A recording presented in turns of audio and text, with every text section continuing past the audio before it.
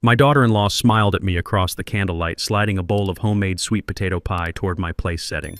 It was my favorite dessert, a recipe passed down from my great-grandmother, but as she urged me to take the first bite, I realized something terrifying. That bowl was laced with enough high blood pressure medication to stop the heart of a horse, let alone a 70-year-old man.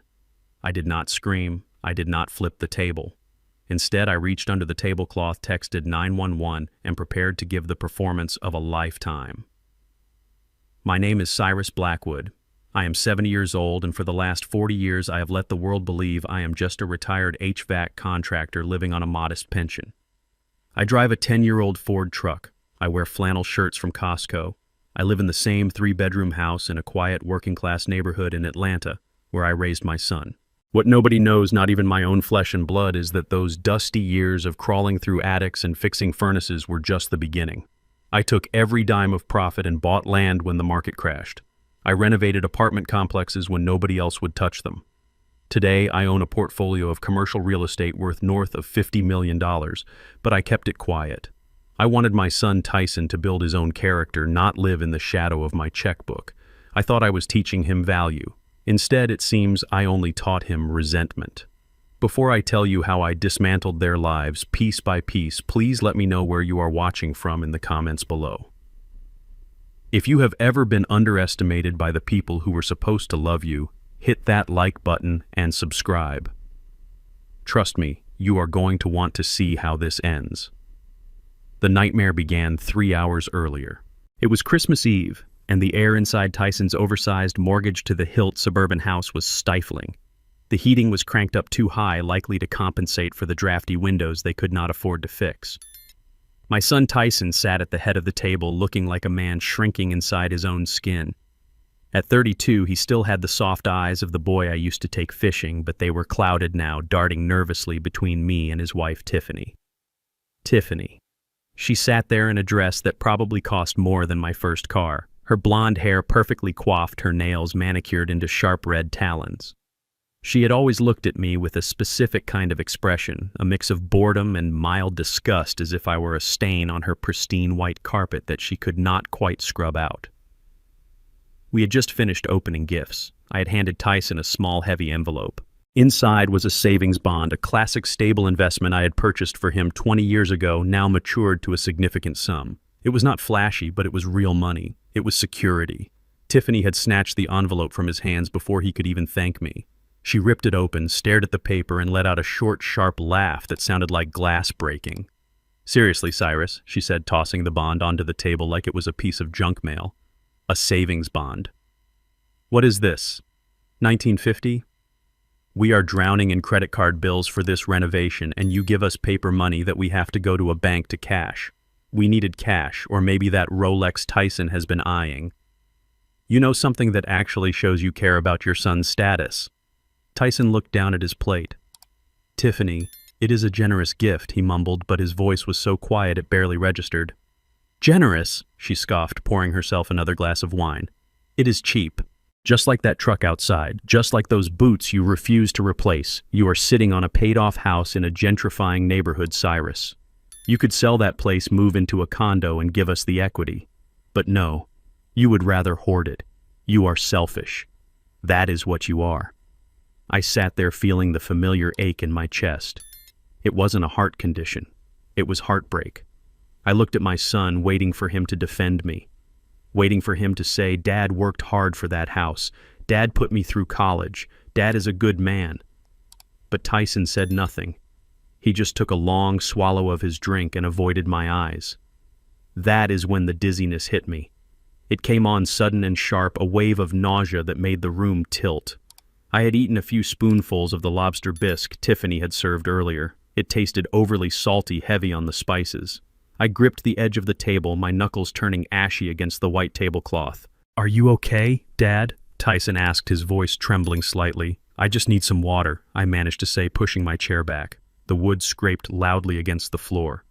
"I need to clear my head." "Sit down, Cyrus," Tiffany said, her voice changing instantly from shrill to sickly sweet. "I will get it for you. Rest. You look terrible." "No," I said, forcing myself to stand. My legs felt like lead. "I need to walk a bit. I will get it." I stumbled out of the dining room, leaning heavily on the wall. The hallway was lined with photos of Tiffany and Tyson on vacations I knew they could not afford. Cabo, Paris, Aspen. Not a single photo of me. Not a single photo of my late wife, Beatrice. It was a shrine to their vanity. I made my way toward the kitchen, intending to get a glass of cold water from the tap. The door was slightly ajar. As I approached, I heard the clinking of ceramic and hushed, frantic whispering. I stopped. Decades of working on construction sites had taught me to be quiet when I needed to be. I pressed my back against the wall, peering through the crack in the door hinge. What I saw froze the blood in my veins. Tiffany was standing at the marble island. In front of her was the large ceramic bowl of sweet potato pie filling. Beside it lay a mortar and pestle and a scattering of blue pills. I recognized them instantly. They were my pills, my high-dosage beta blockers that I kept in my coat pocket for my arrhythmia. She was grinding them into a fine blue powder. "How many did you use?" Tyson whispered. He was standing by the refrigerator, his phone in his hand, his face pale and sweaty. "All of them," Tiffany hissed, dumping the powder into the orange mixture. She grabbed a spoon and began to stir it vigorously. The blue disappeared into the spices and the yam. "Is that too much?" Tyson asked, scrolling frantically on his phone. "Google says an overdose can cause cardiac arrest within an hour. What if it happens too fast? What if the paramedics see the symptoms?" "Stop being such a coward," she snapped. "He is old. He has a history of heart problems. Nobody is going to question it if his heart just gives out after a heavy Christmas meal. It happens all the time. We call 911, we cry, we tell them he complained of chest pains all night. It is airtight. But murder." Tiff Tyson's voice cracked. "He is my dad. He is an obstacle," she said, slamming the spoon down on the counter. She turned to face him, her eyes manic and wide. "Do you want to lose this house? Do you want the guys from Viper Capital coming back to break your legs over that gambling debt? We need his life insurance. We need the equity in his house, and we need it now. Not in 10 years when he finally kicks the bucket naturally. This is mercy, Tyson. We are putting him out of his misery and saving ourselves." Tyson lowered his phone. He looked at the floor, then back at the pie. "Okay," he whispered. "Okay, just make sure he eats it all." I felt bile rise in my throat. My own son. The boy I had taught to ride a bike. The boy I had held when he cried over his first heartbreak. He was not just letting this happen. He was researching the timeline. He was complicit. The dizziness I had felt earlier vanished, replaced by a cold, hard clarity. The adrenaline of survival flooded my system. I realized then that the soup had likely just been a test, a primer. The main event was the pie. I backed away from the door, moving silently across the plush carpet. I retreated into the living room, sitting in the armchair furthest from the kitchen. My hands were shaking not from fear, but from a rage so profound it felt like burning coal in my gut. I reached into my pocket and pulled out my phone. I did not dial the police immediately. I needed to be smarter than that. If I called the police now, they would claim I was confused senile. They would hide the pills. It would be my word against theirs. I needed undeniable proof. I needed a witness. I opened my text messages and typed 2 messages. The first was to 911. I kept it simple. Possible poisoning in progress. 70-year-old male. Address is 422 Oak Creek Lane. Suspects are preparing lethal dose in food. Send help, but silent approach. The second message was to Reggie King. Reggie was not just my lawyer. He was my brother-in-arms, a man I had served with in Vietnam 50 years ago. He was the only person who knew the true extent of my empire, and the only man I trusted with my life. Code Omega, I typed. Activate the protocol. They just crossed the line. Bring the team to the hospital. I hit send and deleted the messages from the chat history. I slipped the phone back into my pocket just as the kitchen door swung open. Tiffany walked out carrying the bowl of pie with a smile that could have charmed a snake. Tyson followed her carrying dessert plates, looking like he was walking to the gallows. "Dad, you are here," Tiffany chirped. "I brought you the water, but I also thought we should just get straight to dessert. It is your favorite." She set the bowl down on the coffee table in front of me. The smell of cinnamon and nutmeg wafted up, masking the scent of betrayal. "Eat up, Cyrus," she said. "It is to die for." I looked at the bowl. I looked at my son. And I knew exactly what I had to do.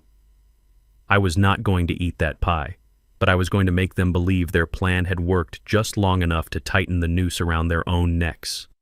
I clutched my chest, let out a gasp, and prepared to die. Tiffany placed the ceramic bowl on the placemat with a delicate clink that sounded far too loud in the silent dining room. She smoothed her dress and took a step back, clasping her hands together under her chin in a pose of exaggerated anticipation. The steam rising from the bowl carried the rich, earthy scent of sweet potatoes, cinnamon, and nutmeg, a smell that usually transported me back to my mother's kitchen in Savannah. Tonight, however, it smelled like a chemical fire masked by sugar. I looked down at the orange mash. It was smooth, creamy, and perfectly innocent in appearance. There were no visible blue specks. She had done a thorough job with the mortar and pestle. "Go on," Cyrus Tiffany urged, her voice tight with a forced brightness. "It is best when it is piping hot. I know how much you love it." I looked up at her. Her eyes were wide, fixed on me with a predatory intensity. She was not blinking enough. Behind her, Tyson stood near the archway to the kitchen, wringing his hands. He looked like a man facing a firing squad. Sweat beaded on his forehead despite the chill I felt radiating from the table. He could not even look at the bowl. He was staring at his shoes, shifting his weight from foot to foot. I picked up my spoon. The silver felt cold and heavy in my hand, like a weapon I did not want to use. I dipped it into the mixture, swirling it slowly. The consistency was thick. I lifted a generous scoop, letting the steam waft toward my face. I watched them watch me. Tiffany leaned forward slightly, her breath held. Tyson finally looked up. His eyes locked on the spoon, hovering inches from my lips. I could see the terror in his face. It was not the terror of losing his father. It was the terror of committing the act.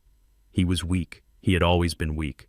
I had tried to toughen him up, taking him to job sites, showing him how to negotiate contracts, but he had always preferred the easy route. And now the easy route was murder. "Is something wrong?" Dad Tyson asked, his voice cracking. "You are just staring at it. I am just savoring the aroma." I said, my voice steady despite the rage burning in my gut. "It smells different this year. Did you change the recipe, Tiffany?" She flinched, a microscopic jerk of her head. "Just a dash of extra clove," she said quickly, "and maybe a secret ingredient.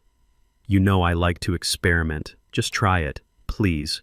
I brought the spoon closer to my mouth. I could see the muscles in her neck tense. She was practically vibrating with the need for me to swallow that poison.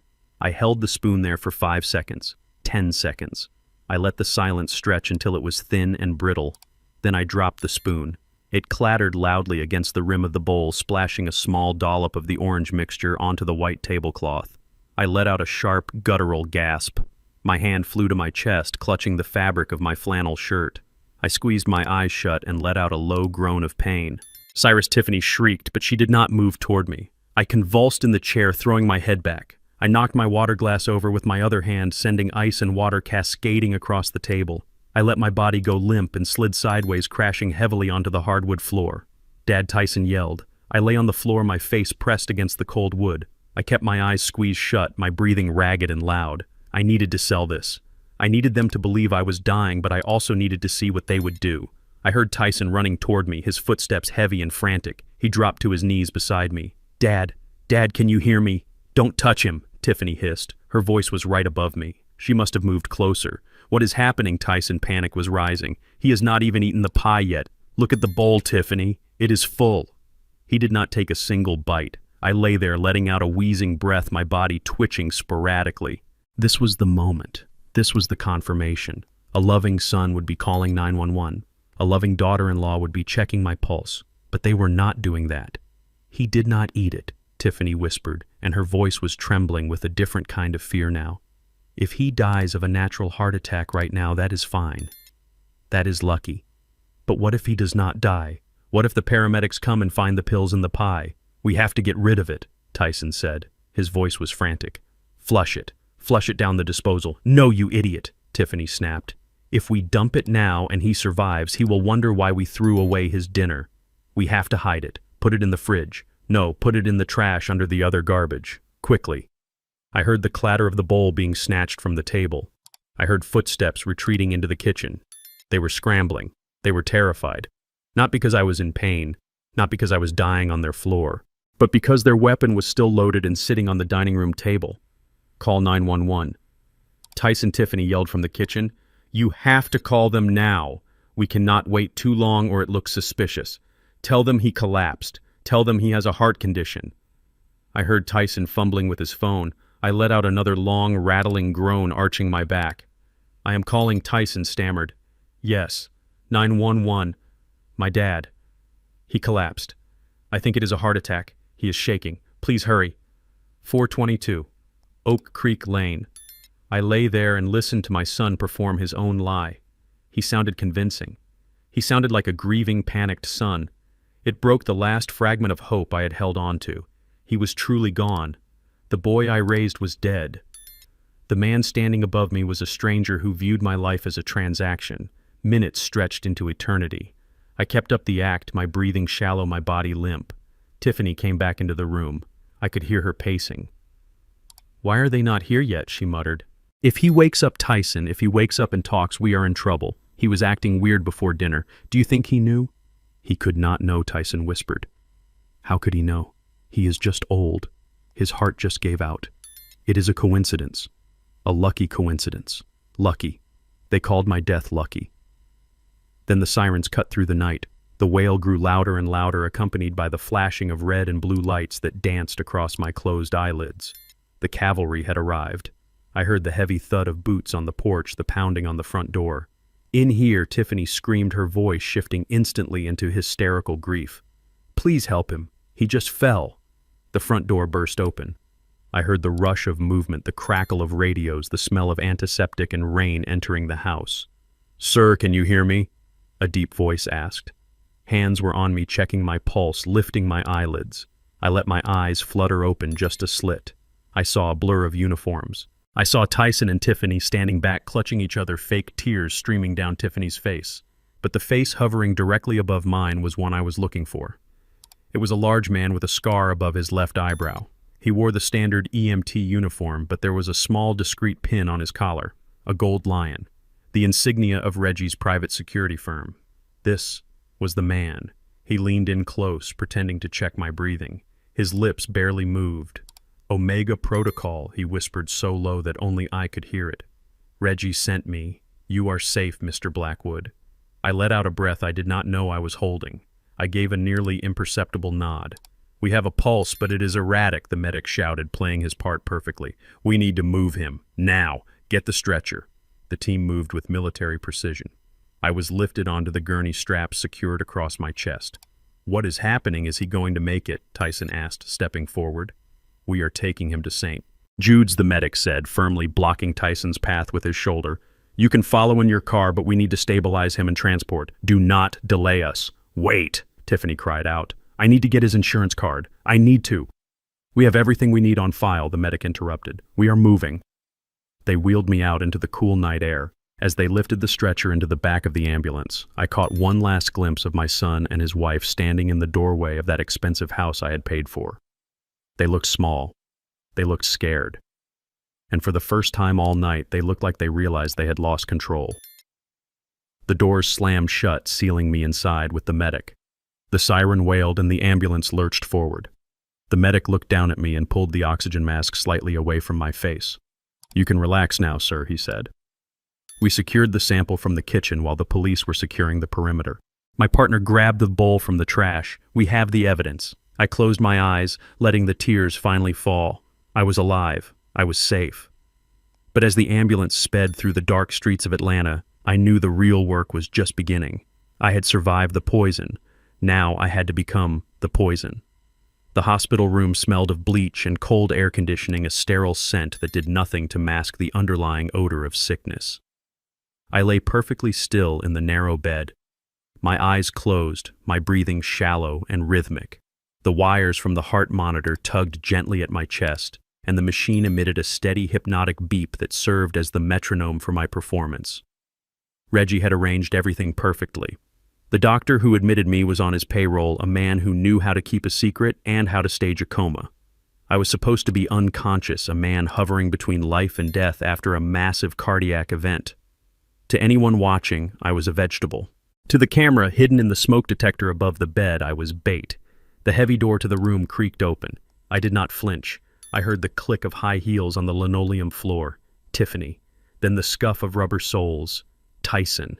They did not speak at first. They did not rush to my bedside to hold my hand. They did not ask the nurse who had conveniently stepped out if I was going to make it. The silence was heavy, broken only by the rustling of fabric. "Check the door," Tiffany whispered, her voice sharp and impatient. "Make sure nobody is coming." "It is clear," Tyson muttered. I felt a presence loom over me. It was not a comforting presence. It felt like a vulture circling a carcass. I felt hands on my body, but they were not checking for a fever. They were patting down the pockets of my canvas coat, which hung on the back of the chair next to the bed. I heard the Velcro of my wallet ripping open. $40, Tiffany hissed, her tone dripping with contempt. $40 and a Blockbuster card from 2004. Jesus, Tyson, your father lived like a pauper. Where is the rest of it? Where are the bank cards? He keeps cash in a coffee can under the sink, Tyson whispered back. He never trusted banks with his day-to-day money. You know that. Pathetic, she spat. I heard the leather of my wallet being tossed onto the side table. Well, it does not matter. The cash is peanuts compared to the real prize. Get the paper. We need to do this before he wakes up or dies.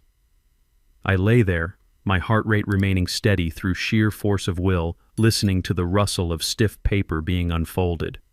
It sounded like heavy stock official. This is it, Tyson said, his voice trembling slightly. The general power of attorney. I downloaded the template this morning. It gives us control over everything. Medical decisions, real estate, bank accounts. If we get this executed, we can liquidate his assets before the probate courts even get a whiff of a death certificate. But he cannot sign it, Tiffany snapped. Look at him. He is out cold. That is why we brought the ink pad, Tyson said. Section 4, paragraph 3. A signature by mark or fingerprint is valid if the subject is physically unable to sign due to medical incapacity provided it is witnessed. And who is the witness, Tiffany asked. I am, Tyson said. And you are. We will just say he was awake for a second, lucid enough to nod, and we helped him guide his hand. Who is going to argue with the grieving son and daughter-in-law? The logic was terrifyingly sound. It was also highly illegal. I felt the mattress depress as Tiffany sat on the edge of the bed. I focused on keeping my eyelids still fighting the urge to clench my jaw. Give me the pad, she ordered. I felt her hand grab my right wrist. Her skin was cold and clammy. She lifted my arm. It was dead weight, heavy and limp. I made sure of that. She maneuvered my hand toward the small plastic case she must have placed on the bedside table.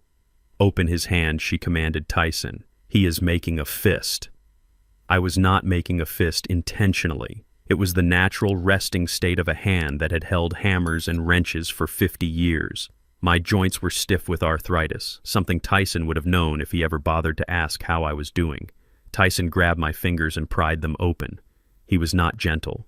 He pulled my index finger and thumb apart, forcing my hand flat.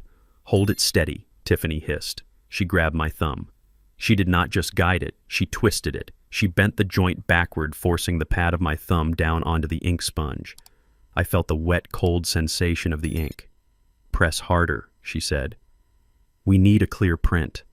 She dug her fingernails into the back of my hand, leveraging her weight to mash my thumb into the ink. The pain was sharp and sudden. She was bending my thumb so far back I felt the tendons strain. It took every ounce of discipline I had learned in the jungles of Vietnam not to recoil, not to snatch my hand back and strike her. I remained a statue. Okay, bring the paper here, she said. I felt the paper brush against my arm. She lifted my inky thumb and slammed it down onto the document. She rolled it side to side, grinding my skin against the fiber of the paper to ensure the ridges of my print transferred. One more, she said, just to be safe. On the second page. She repeated the process. This time she was even rougher. She twisted my wrist at an awkward angle. I felt a pop in my joint. Pain shot up my arm, hot and electric. I let out a low, involuntary groan, a sound that could easily be mistaken for the moan of a dying man. He is making noise, Tyson said, panic rising in his voice. Hurry up. I am hurrying, she snapped. There. Done. She dropped my hand. It flopped onto the sheets, throbbing. I could feel the sticky ink drying on my skin, a mark of their crime. Wipe it off, Tyson said. If the nurse sees the ink, she will know. Use the wet wipes, Tiffany said. She scrubbed my thumb with a rough alcohol-soaked cloth. She did not care if it stung. She rubbed until my skin was raw and red, erasing the evidence from my body. but the evidence on that paper was permanent, and the evidence on the camera recording their every move was eternal. I lay there listening to them shuffle the papers back into a folder. They stood by the foot of the bed looking down at me. I was no longer a person to them. I was a signature. I was a transaction that had just cleared. "So what is the plan now?" Tyson asked, his voice dropping to a conspiratorial whisper. "We wait," Tiffany said. Her voice was calm, chillingly so. "We wait for the doctor to come back. We tell him we have the power of attorney, and we want to discuss end-of-life options." "End-of-life options," Tyson repeated. "You mean pulling the plug?" "He is suffering, Tyson," she said, and I could hear the smile in her voice. "Look at him. He is practically gone already. Why drag it out?" We show them the paper, we take control, and we make the compassionate decision to let him go. Then we list the house. "How much do you think we can get for it?" Tyson asked. "I looked up the comps in the neighborhood," Tiffany replied. "The area is gentrifying fast. Developers are buying up these old lots for cash. The house itself is garbage, obviously. It smells like old man and sawdust. But the land, that is a double lot on a corner. We could get $2 million for it easily. Maybe 2.5 if we start a bidding war." $2 million, Tyson breathed. "That clears the debt. That pays off Viper Capital. That buys us the condo in Buckhead." "Exactly," Tiffany said. $2 million, Tyson, and all we have to do is wait for his heart to stop beating. Honestly, he is doing us a favor by dying now. If he had lingered for years, he would have drained that equity with medical bills. This is the best case scenario. I listened to them divvy up my life. They talked about my truck as scrap metal. They talked about my tools as junk to be hauled away. They talked about my home, the home where I had rocked Tyson to sleep as a baby, as nothing more than a dirt lot waiting for a bulldozer. They did not know about the commercial buildings. They did not know about the investment accounts. They did not know that the house they were so eager to sell was already placed in an irrevocable trust for a charity that built schools in developing nations. They knew nothing. And they did not know that the man lying in the bed, the man they were planning to euthanize for a payday, was wide awake. I felt a coldness settle in my chest that had nothing to do with the air conditioning. It was the death of the last shred of fatherly affection I held for Tyson. He was standing there nodding along as his wife planned my execution, salivating over the price tag of my grave. "Okay," Tiffany said, clapping her hands together softly. "Let us go find the doctor. We need to get this moving. Put on your sad face, baby. It is showtime." They walked out of the room, leaving the door slightly ajar. I opened my eyes. I stared at the ceiling tiles, counting the dots. $2 million. That was my price. That was what my life was worth to them. I slowly lifted my right hand. My thumb was red and swollen. There were still traces of black ink in the creases of my fingerprint. I looked at the camera hidden in the smoke detector, and I let my lips curl into a snarl that would have terrified them if they had seen it. They wanted a quick death. They wanted a payout. I was going to give them a payout, all right, but it was not going to be in dollars. It was going to be in suffering. I reached for the nurse call button and pressed it 3 times. The signal for Reggie. It was time to wake up. It was time to come back from the dead and show these children what a real ghost looks like. They wanted the house. They wanted the money. They were going to lose everything. And I was going to enjoy watching it burn. 3 days later, I was wheeled out of St. Jude's Medical Center looking like a shell of a man. Reggie had outdone himself with the paperwork and the medical theater. According to the charts, I had suffered a massive ischemic stroke that left me hemiplegic and aphasic. I sat slumped in the wheelchair, my head lolling heavily to the left, a line of drool carefully engineered with a sip of water trickling from the corner of my slack mouth. My eyes were glassy and unfocused, staring at nothing but seeing everything. Tyson stood at the reception desk signing the final custody papers. He looked exhausted, dark circles under his eyes, but there was a glint of victory in them that made my stomach turn. He had the power of attorney, he had the medical discharge, and now he had the body. He wheeled me out to the curb where his leased BMW was idling. He did not bring my truck. He grunted as he manhandled me into the passenger seat, treating me like a sack of mulch rather than his father. He did not even bother to buckle my seatbelt. As we drove, I watched the familiar streets of my neighborhood pass by. I expected him to turn left onto Oak Creek Lane toward my house, toward my sanctuary and my things. Instead, he turned right, heading for the highway. We were going to the suburbs. We were going to his house. He was not taking me home to recover. He was taking me to prison. When we pulled into his driveway, Tiffany was waiting on the porch. She did not look happy to see me. She looked at me with open revulsion, crossing her arms over her chest as Tyson dragged me out of the car. He practically carried me to the front door, his breathing heavy and labored. I made myself dead weight, letting my limbs hang loose and heavy. "Do not bring him in here," Tiffany snapped, blocking the entrance with her body. "I just had the carpets cleaned, Tyson. If he has an accident on the rug, I will kill you. He smells like hospital and old age." "Where am I supposed to put him?" Tyson asked, struggling to keep me upright. "The guest room is set up for your mother when she visits. Put him downstairs." "The basement," Tyson said. "It is unfinished, Tiff. It is freezing down there. It is 50 degrees. "Put a space heater down there," she said, waving her hand dismissively. "He is paralyzed, Tyson. He will not know the difference. Besides, it is easier to clean up the mess on concrete than it is on hardwood. Just get him out of my sight." Tyson sighed, but he did not argue. He dragged me through the kitchen past the warmth of the oven and the smell of roasting chicken and opened the narrow door to the basement. A blast of cold, damp air hit my face. It smelled of wet earth, rotting cardboard, and neglect. The stairs were steep and wooden. He half carried, half slid me down into the darkness. He deposited me in the corner of the room on a stained mattress that looked like it had been dragged in from the curb. There were no windows. The walls were bare cinder block, weeping with moisture. In the corner, a sump pump hummed intermittently, a mechanical heartbeat in the gloom. He threw a thin, scratchy wool blanket over me. It smelled of mothballs and dog hair. "Stay here, Dad," he muttered, not meeting my eyes. "I will bring you some food later." He turned and ran up the stairs, slamming the door behind him. The lock clicked. I was alone in the dark, while above me, I could hear the muffled sounds of their life. The television blaring, the clinking of wine glasses, the laughter. They were celebrating my incarceration in the dungeon of a house I was paying for. I waited until I was certain they were settled for the night. The floorboards above ceased their creaking and the house settled into silence.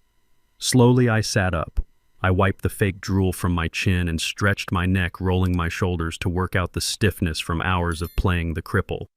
The cold was biting, seeping through the thin hospital gown and the flannel shirt Tyson had hastily dressed me in. I reached into the hidden pocket sewn into the lining of my pants, a modification I had made years ago for carrying large sums of cash on job sites. I pulled out a small black device no larger than a pack of gum. It was a high-fidelity voice recorder capable of capturing a whisper from across a room. I pressed the record button and set it on a crate beside the mattress, hiding it under a pile of old newspapers. Then I pulled out my phone, shielding the screen's glow with the blanket. I had 1 bar of signal. Enough. I opened my secure messaging app and typed a message to Reggie. "The Eagle has landed. Conditions are subhuman. Proceed with Phase 2. Freeze their assets tomorrow morning. I want them to wake up to a declined card." I put the phone away and lay back down on the filthy mattress. I stared up at the exposed floor joists of the main level. I could see the plumbing pipes, the electrical wiring, the guts of the house. I knew exactly how this house was built because I had reviewed the inspection report when Tyson bought it. I knew where the weak points were. I knew where the leaks would start. I closed my eyes, but I did not sleep. I listened. I recorded. And I plotted. They thought they had buried me in the dark. They did not realize they had just planted a seed. And tomorrow the roots would start to strangle them. The rumble of the garage door opening and the subsequent fade of the BMW engine down the street was my signal. I lay still for exactly 3 minutes, counting the seconds in my head, just as I used to count the cure time on concrete. When I was certain they were gone, I sat up. My back screamed in protest from the cold floor, but I ignored it. The frail stroke victim vanished. In his place stood Cyrus Blackwood, master contractor. I walked to the basement stairs, my steps silent and sure. The door at the top was locked, a simple privacy knob meant to keep toddlers and unwanted guests out. Tyson had never been handy. He did not understand that a lock is only as strong as the frame it sits in. I found a stiff piece of wire in a box of discarded Christmas ornaments in the corner. I bent the tip into a small hook. I ascended the stairs and knelt by the keyhole. It took me less than 10 seconds. I felt the tumblers shift the spring compress. With a soft click, the knob turned. I pushed the door open and stepped into the kitchen. The house was quiet. I moved quickly, avoiding the creaky floorboards I had noted during my previous forced entry. My target was the home office down the hall. The door was solid oak, a veneer of quality hiding cheap particle board. It was locked too. I pulled a thin plastic loyalty card from my hidden pocket. I slid it between the door and the jamb, feeling for the latch bolt. I applied pressure, angled the card, and pushed. The door popped open. I was in. I sat down in Tyson's oversized leather executive chair. It squeaked under my weight. The desk was a disaster zone, a chaotic sprawl of unopened envelopes and crumpled paper. It was the workspace of a man drowning. I started with the stack of mail on the left. Past due. Final notice. Collections. I pushed those aside and found a manila envelope buried under a pile of car magazines. I opened it. Inside was a letter from the bank where Tyson claimed to be a vice president. It was a termination notice dated 2 years ago. He had not been laid off. He had been fired for gross negligence and failure to follow compliance protocols. 2 years. He had been waking up every morning, putting on a suit, and leaving the house to pretend to work for 2 years. I felt a pang of pity that was quickly extinguished by the next document I found. It was a credit card statement for a Platinum Amex. The balance was staggering. $80,000. I found another for a Visa, $50,000. In total, I found statements for 6 different cards. The total debt was nearly $300,000. I scanned the transaction logs. It was a catalog of narcissism. $3,000 for a handbag at Louis Vuitton, $500 for a dinner at Nobu, weekend trips to resorts in the Caribbean, spa treatments, leased luxury cars. They were living like royalty on borrowed dimes. They were not just broke, they were destitute, they were insolvent, and they were funding this charade by bleeding me dry. I opened the bottom drawer of the desk. It was locked, but the mechanism was cheap zinc. I braced my foot against the desk leg and gave the drawer a sharp yank. The wood splintered and the drawer slid open. Inside, there was a single red folder. The label on the tab sent a jolt of recognition through me. Viper Capital. I knew that name. I knew it very well. I opened the folder and my breath hitched in my throat. It was a high-interest, short-term loan agreement, a hard money loan. $50,000 cash with an interest rate that bordered on criminal, weekly compounding, aggressive collection clauses. It was the kind of loan you took when the banks laughed you out of the room. But it was the collateral section that made my vision blur with red rage. Listed there in black and white was the property address, 422 Oak Creek Lane, my house, my paid-off home. And at the bottom of the page was a signature, Cyrus Blackwood. It was a forgery, a shaky, pathetic attempt to mimic the signature I had used on Tyson's report cards and birthday checks. They had stolen my identity. They had mortgaged the roof over my head to a predatory lender to pay for their vanity. They had signed my name to a contract that could leave me homeless. I traced the ink of the forgery with my finger. It was recent. They must have done this weeks ago. This was why they needed me dead. The first payment was likely due, and they had no way to pay it without my life insurance. I closed the folder. My hands were steady now. The anger had crystallized into something cold and hard. They had made a deal with the devil. They just did not know that the devil was standing in their office. I pulled my phone from my pocket the moment I heard the office door click shut behind me. My hand was steady, but my heart hammered against my ribs like a sledgehammer striking iron. I dialed Reggie. He answered on the first ring, his voice crisp and professional. "Status?" he asked. "Viper Capital," I said, keeping my voice low. "They owe Viper Capital 50 grand, and they used my house as collateral with a forged signature on a high-interest note." There was a pause on the line, then a low, dry chuckle that sounded like dry leaves scraping together. "Reggie, what is funny?" I asked, irritation spiking. "Cyrus," he said, "you really do not look at the quarterly reports for the Diversified Risk Fund, do you?" "I pay you to look at them," I snapped. "Viper Capital is a shell company for Blackwood Holdings," Reggie said. "We acquired their portfolio 6 months ago as a distressed asset. It is your money, Cyrus. You are lending money to yourself." The irony hit me like a physical blow. I almost laughed. My son was stealing from me to pay a loan shark that was actually me. I was the predator and the prey. So I own the debt, I asked, just to be sure. "You own the debt, you own the paper, and you own the sharks," Reggie confirmed. "Good," I said, feeling a cold smile stretch across my face. "Take off the leash. I want you to have the collection team call Tyson. Use the scary voice. Tell him the note has been called. Tell him he has 24 hours to pay the full 50,000 or they are seizing assets." "And Reggie." "Yes, boss." Tell him personal safety cannot be guaranteed. That is brutal, Cyrus.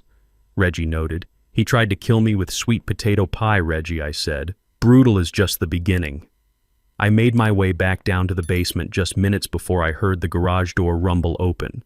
I arranged myself on the mattress, adjusting my limbs into the familiar broken posture of the stroke victim. I let my mouth go slack and stared blankly at the damp cinder block wall. Above me, I heard the heavy footsteps of Tyson and the sharp click of Tiffany's heels. They were arguing before they even fully entered the house. "We have to sell the jewelry," Tyson was saying, his voice high and tight. "It is the only way." "We are not selling my jewelry," Tiffany shrieked. "Those are my assets." Then the phone rang. Not the house phone. Tyson's cell. It rang loud and shrill, cutting through their argument like a knife. The silence that followed was heavy. "Hello," Tyson answered. His voice was small, trembling. I listened as the color likely drained from his face. I could imagine the voice on the other end. Reggie's head of security, a man named Marcus, who sounded like gravel grinding in a blender. "What do you mean, immediately?" Tyson squeaked. "The contract said no, please. I need more time." "My father, he is." He listened for a moment, then gasped a sound of pure terror. "Tonight, I cannot get 50,000 by tonight. Please, we have a house. It is worth 2 million. We just need to liquidate." He was cut off. The call ended. I heard a sound like a phone being dropped onto a granite counter. "They called the note," Tyson whispered. His voice carried through the floorboards, thin and terrified. "Viper. They said the signature looks suspect. They said they are auditing the collateral. They want the cash, Tiffany. Tonight. Or they are sending a team." "A team." Tiffany's voice pitched up an octave. "Like hitmen. Like breakers," Tyson said. "They said personal safety is not guaranteed." "Oh my God." "They know about the forgery. If they find out the house is not mine legally yet, they will kill us. We are dead. We are actually dead." "Shut up," Tiffany yelled. "Stop panic spiraling. We need money. Where can we get money?" "We do not have any," Tyson screamed back. "You spent it all. The credit cards are maxed. The bank accounts are overdrawn. We have nothing." The argument exploded. It was a symphony of blame. "This is your fault," Tyson yelled. "You had to have the Mercedes. You had to have the renovation. You bled me dry." "My fault," Tiffany screeched. "You are the one who lost his job 2 years ago and was too much of a coward to tell anyone. You are the one pretending to be a banker while you play video games at Starbucks. I am the one keeping up appearances. Appearances do not pay the shark." I heard stomping. The basement door flew open. Light flooded down the stairs, blinding me. Tyson stomped down the wooden steps, his face red and sweaty, his eyes wild. Tiffany followed him, looking like a cornered rat. They stood over me. I did not move. I did not blink. "Look at him," Tyson spat, kicking the mattress near my leg. "Just lying there, useless. He has millions in equity sitting in that house, and he is just breathing air." "He is the reason we are in this mess," Tiffany hissed. She leaned down, her face inches from mine. I could smell the wine on her breath. "If you had just died," she whispered, her voice venomous. "If you had just had the decency to die in that hospital bed, we would be rich right now. We would be safe." She slapped my cheek. It was not a hard slap, but it was stinging. It was disrespectful. "Do something," she screamed at my unmoving face. Die, so we can sell your house." Tyson grabbed her arm. "Stop it. He does not understand. He is a vegetable. He is a stubborn old mule," she said, straightening up, "and he is going to get us killed."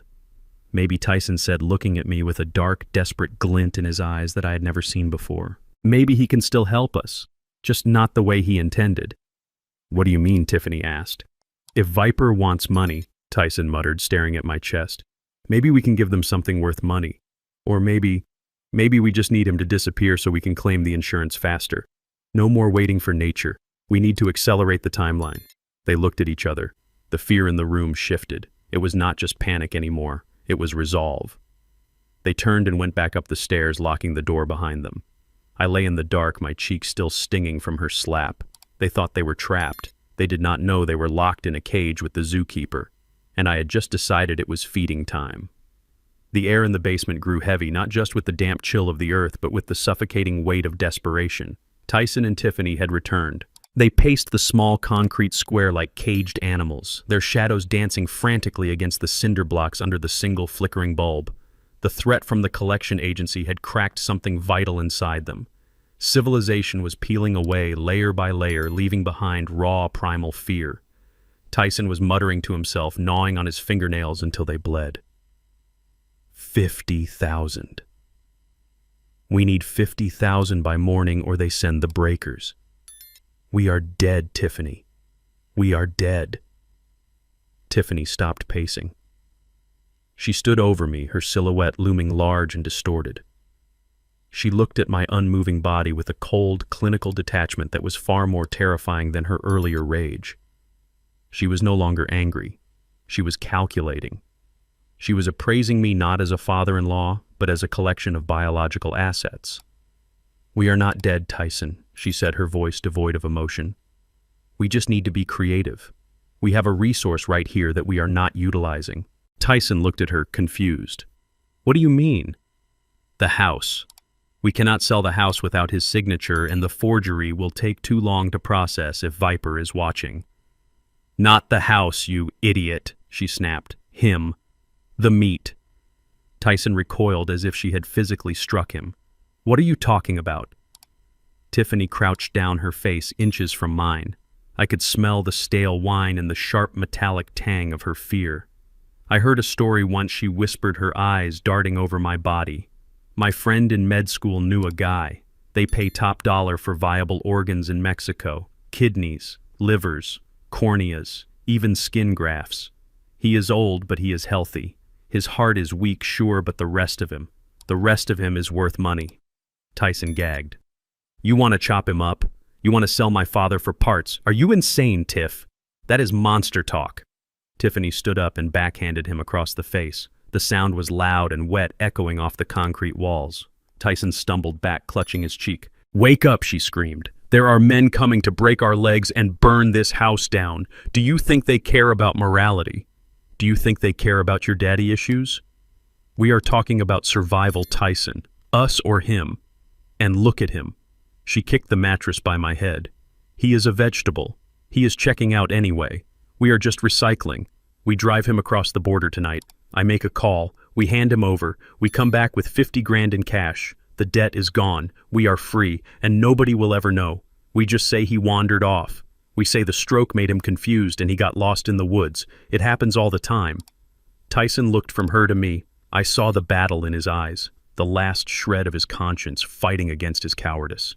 He looked at my gray face, my slack jaw, my lifeless limbs. He looked at his wife, the woman who controlled his every breath. Then he looked at the door where the imaginary hitmen were waiting. He slumped his shoulders. How do we get him there? He whispered, his voice broken. We load him in the trunk, Tiffany said, a cruel smile spreading across her face, just like luggage. I lay there and felt the last tether of familial bond snap. It did not break with a bang, but with a silent, mournful sigh. They were not just greedy. They were not just entitled. They were predators. They had crossed the line from bad children to monsters. The sweet potato pie had been an attempt at a clean, quiet murder, a mercy killing in their twisted minds. But this was butchery. This was desecration. They were planning to hollow me out like a pumpkin and sell the seeds. I realized then that my plan to simply scare them, to teach them a lesson about money and gratitude, was insufficient. You do not teach a lesson to a rabid dog. You put it down. This was no longer a game of chess.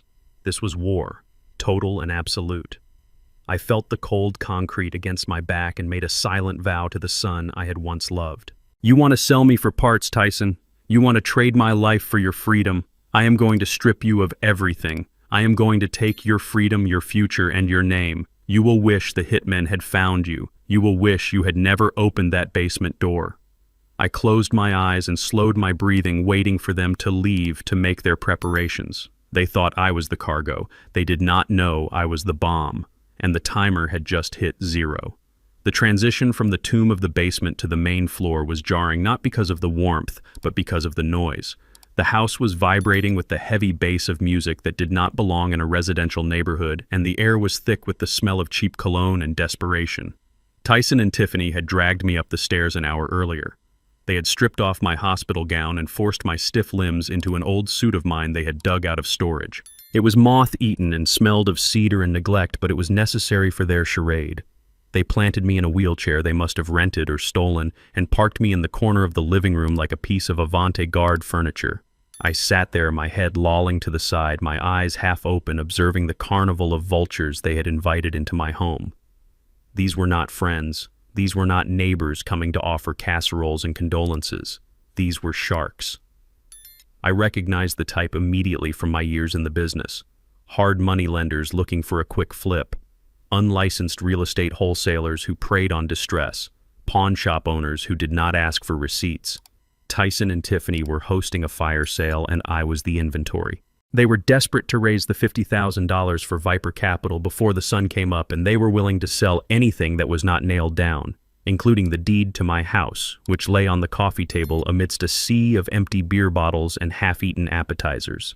I watched Tyson work the room. He was sweating through his shirt, his eyes darting nervously toward the door every few minutes, expecting the hitmen to kick it down. He was trying to sell my tools, my truck, and even the copper wiring out of the walls to a man with a gold tooth and a snakeskin jacket. "I will give you $5,000 for the truck and the tools," the man said, laughing as he tapped ash onto the carpet. $5,000, Tyson squeaked. "The truck alone is worth 20. "Not without a title and not fast," the man sneered. "You want cash tonight or do you want to negotiate?" Tyson took the cash. My heart burned, but I did not move. But the real horror was Tiffany. She was holding court by the fireplace, wearing a dress that was far too short and holding a glass of wine that was far too full. She was introducing me to people not as her father-in-law, but as an asset. "This is the golden goose," she slurred, gesturing to me with her glass. "The doctors say he could go any day now. Stroke took out everything upstairs. He is just a body waiting for a signature." A man I did not recognize walked over to me. He was wearing a suit that cost more than Tyson made in a year, but he wore it like a costume. He smelled of expensive scotch and rot.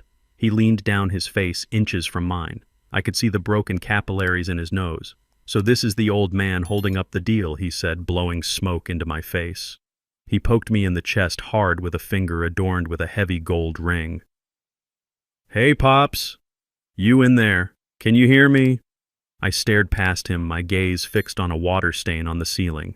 I let a line of drool escape my lips. "Gross!" The man laughed, straightening up. He looked at Tiffany. "You said he was compliant. He looks disgusting. He is harmless." Tiffany laughed, walking over. "Watch." She stood in front of me. The room went quiet.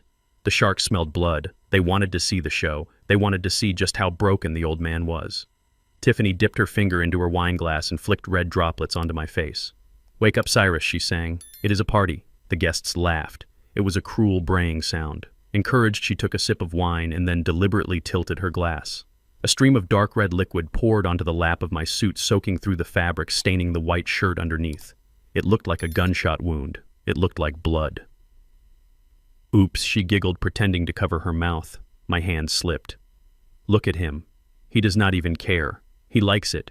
He is probably thirsty." She poured the rest of the glass over my head. The wine ran down my forehead into my eyes, stinging and blurring my vision. It dripped off my nose and chin onto the floor. I sat there drenched in alcohol and humiliation while 20 strangers laughed at my degradation.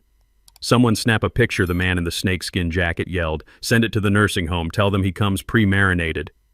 Tyson stood in the corner watching. He did not laugh. But he did not step forward either. He took a long drink from his bottle and looked away, unable to watch his wife baptize his father in mockery. He was a coward. A complicit, spineless coward. I did not wipe the wine from my eyes. I did not blink. I let the liquid sting. I let it burn, because that burn was fuel. I used the blur of the wine to mask the movement of my eyes as I scanned the room. I was not a vegetable. I was a camera. I was a recording device. I was cataloging every face in that room. I memorized the man with the gold tooth. I knew him. He ran a chop shop in the South District. I memorized the man in the expensive suit. He was a disbarred lawyer known for facilitating fraudulent deed transfers. I memorized the woman in the corner eyeing my grandmother's china cabinet. She was a fence for stolen antiques. This was not a party. It was a gathering of the criminal underground, and my son had invited them into our lives. Every laugh, every insult, every drop of wine was being filed away in the steel trap of my mind. They thought they were mocking a helpless old man. They did not know they were providing a deposition for their own prosecution. I watched Tiffany refill her glass. She was glowing with the power of her cruelty. She felt untouchable. She thought she had won. She thought that by dehumanizing me, she made it easier to sell me off piece by piece. She did not realize that she was stripping away the last of my mercy. I focused on Tyson. I watched him take the envelope of cash from the chop shop owner. $5,000 for a lifetime of hard work. He shoved it into his pocket looking sick. He knew this was wrong. He knew this was evil. But he did it anyway. That was his sin. The sin of weakness. I sat in my puddle of wine and watched the clock on the mantel. It was almost midnight. The deadline for the Viper Capital payment was approaching. The desperation in the room was about to spike. And that is when he would walk in. Reggie. I had timed the text perfectly earlier. I knew he would be waiting outside, watching the house, waiting for the signal to make his entrance. The stage was set. The villains were drunk and distracted. The victim was properly bloodied and bowed. It was time for the hero to arrive, not to save the day, but to close the trap.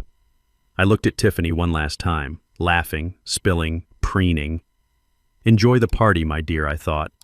Drink deep, because the hangover you are going to have tomorrow will last for the rest of your life. You wanted to play with the big boys. You wanted to swim with sharks. Well, you are about to find out that there is something in the water much bigger and much hungrier than you. And he is sitting right in front of you, covered in wine, waiting for the bell to ring. The front door did not open with a knock or a ring. It swung inward with a heavy, deliberate slowness that commanded silence before the man even crossed the threshold. The bass from the stereo seemed to die in his presence. The chatter of the vultures ceased. Reggie King stepped into the foyer like a storm front rolling over a cornfield.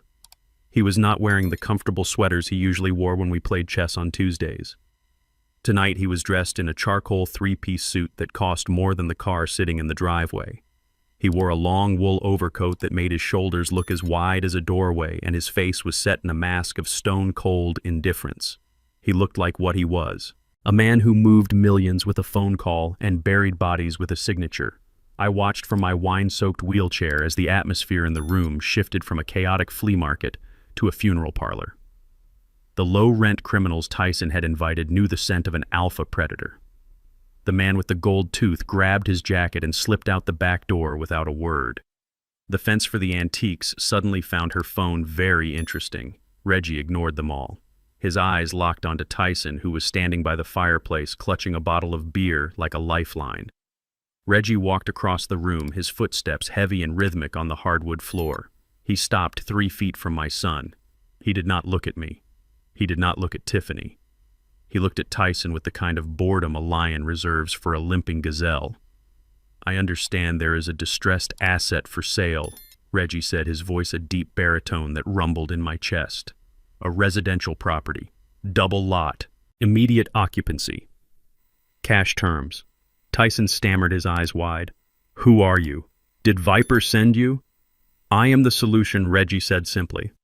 I represent a private equity firm looking to expand its portfolio in this district. We heard there was a motivated seller. Are you motivated, Mr. Blackwood? Tyson looked at Tiffany. She had scrambled off the sofa, smoothing her dress, trying to regain some semblance of control. She stepped forward, her eyes hungry. We are very motivated, she said, her voice shrill. But we have offers. We have a lot of interest. Reggie did not even blink. He did not look at her. He kept his gaze on Tyson. I do not deal with brokers. I do not deal with wives. I deal with the man on the deed. Is that you? Technically, Tyson said, swallowing hard. Technically, it is my father, he gestured to me. But I have power of attorney. Reggie finally glanced my way. His eyes passed over my wine-stained face, my slumped posture. He gave a small, almost imperceptible nod. Good enough, he said. He lifted the black leather briefcase he was carrying in his left hand. He set it down on the coffee table, sweeping aside the empty beer bottles and the half-eaten tray of cheese with his forearm. The clatter of glass falling to the floor made Tyson jump. Reggie thumbed the latches. They clicked open with a sound like a pistol cocking. He lifted the lid. The silence in the room was absolute. Inside the briefcase, stacked in neat, tight rows, were bundles of $100 bills. It was $50,000. It was the exact amount they needed to pay off the loan shark. It was the exact amount they needed to save their lives. To them, it looked like salvation. To me, it looked like bait. I saw the light go out of Tyson's eyes, replaced by a dull, animalistic greed. He took a step forward, his hand reaching out involuntarily.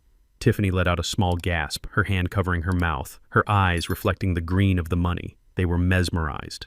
They were drunk on the sight of it. They forgot to ask who Reggie really was. They forgot to ask why a stranger would show up with cash at midnight.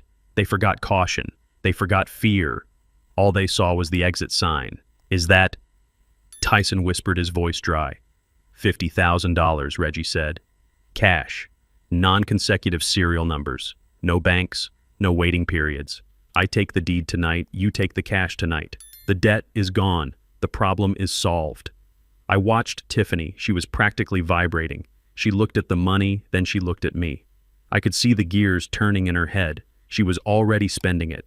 She was already planning the next lie, the next scam. She did not care about the house. She did not care about me. She just wanted the immediate fix. We will take it, she said, stepping in front of Tyson. We accept. Where do we sign? Reggie pulled a single sheet of paper from the inside pocket of his coat. He placed it on the table next to the money. It was a dense document covered in fine print. He produced a heavy fountain pen and set it down on the paper. The owner signs, Reggie said, right there on the bottom line. But he cannot write, Tyson said, his eyes tearing away from the money for a second. He had a stroke. His hands do not work. Reggie stared at him. Then use his thumb. A fingerprint is legal binding in the state of Georgia for incapacitated grantors provided it is witnessed. I will witness. You will witness. Reggie reached into his pocket and pulled out a small red ink pad. He tossed it onto the table. It slid across the wood and stopped right in front of Tyson. Do it, Reggie commanded. Do it now, or the briefcase closes and I walk out that door. And I promise you the next man who walks through that door will not be bringing money. He will be bringing a baseball bat. Tyson flinched. The threat of the breakers was still fresh in his mind. He looked at the money. He looked at the ink pad. He looked at me. I sat motionless, letting the drool pool on my collar. I made no sound. I offered no resistance. Tyson grabbed the ink pad. He rushed over to me, dragging the coffee table closer with his foot so the document was within reach. He grabbed my hand. His palms were sweating. He was trembling so hard his teeth were chattering. Sorry, Dad, he muttered, but he did not look me in the eye. I have to do this. It is for us. It is for the family. He grabbed my thumb. He did not twist it this time. He did not need to be cruel. He just needed to be fast. He pressed my thumb into the red ink. It felt wet and cold. He dragged my hand over to the document. Right there, Reggie said, pointing to the line. Press hard.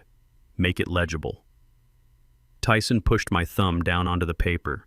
He leaned his weight into it, grinding my skin against the fiber, ensuring a perfect impression. I felt the paper beneath my skin. I knew what it was. It was not a deed of sale. It was a confession. It was a waiver of all rights and an acceptance of full criminal liability for fraud, embezzlement, and attempted murder. It was a document Reggie and I had drafted days ago, and Tyson, in his greed and panic, was too blind to read a single word of it. He just saw the line. He just saw the money. He lifted my hand. A perfect red fingerprint sat on the page like a bloodstain. Done, Tyson said, breathless. It is done.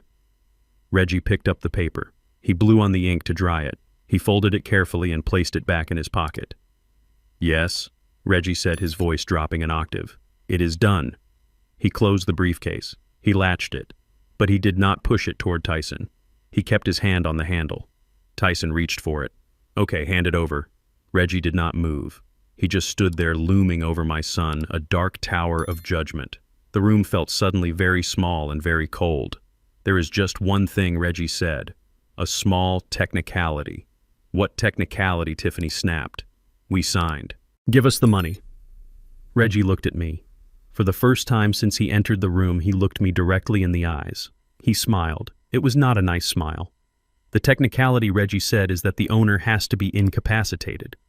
And I do not think he is. Tyson frowned. What are you talking about? He is a vegetable. Look at him. Reggie shook his head slowly. No, I think he is just disappointed. I slowly lifted my head. I blinked the wine out of my eyes. I wiped the drool from my chin with the sleeve of my ruined suit jacket. I sat up straight, pushing my shoulders back, feeling the stiffness crack in my spine. The transformation was instant. The broken old man vanished. The tycoon returned. I looked at Tyson. I looked at Tiffany. Their faces went slack with shock. Tiffany dropped her wine glass. It shattered on the floor, but nobody looked at it. They were staring at me. I cleared my throat. It was a rough sound like gravel sliding down a chute. "You really should read the fine print, son," I said, my voice steady and strong. "That ink is going to be very hard to wash off in prison." The single sheet of paper lying on the coffee table between the half-empty beer bottles and the open briefcase of cash was a masterpiece of legal entrapment. To the untrained eye, or to the eye blinded by greed and panic, it looked like a standard quitclaim deed, a boring piece of administrative paperwork necessary to transfer a property title. But I knew every syllable written on that page because I had spent 3 sleepless nights drafting it with Reggie. The header did not say property transfer agreement. It was written in a font size just small enough to require reading glasses, which Tyson in his vanity refused to wear. It read voluntary relinquishment of inheritance and admission of criminal liability.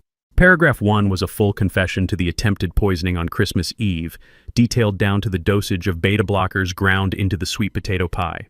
Paragraph 2 outlined the conspiracy to defraud a senior citizen through the use of forged loan documents with Viper Capital. Paragraph 3 was the kicker. It was a clause that stated the signatory accepted full personal responsibility for all debts incurred by the Blackwood estate, effectively transferring his own bad loans back onto himself while stripping him of any future claim to my assets. It was not a sale. It was a suicide note for his financial and legal life. And it was sitting right there in plain sight, illuminated by the gaudy chandelier Tiffany had bought with my stolen money. All Tyson had to do was read it. If he read the first sentence, he would know the game was rigged. If he read the fine print, he would know that Reggie was not a savior, but an executioner. But he was not reading.